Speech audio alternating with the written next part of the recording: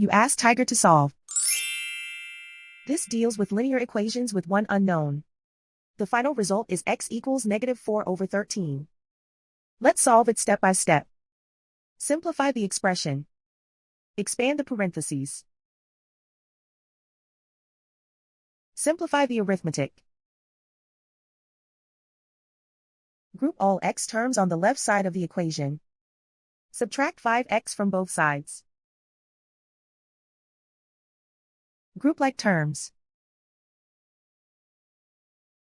Simplify the arithmetic. Group like terms.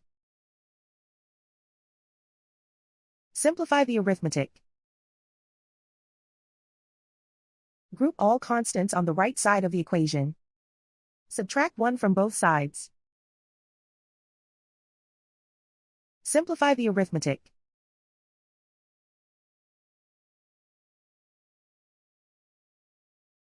Isolate the x. Divide both sides by -13. Cancel out the negatives. Simplify the fraction. Move the negative sign from the denominator to the numerator.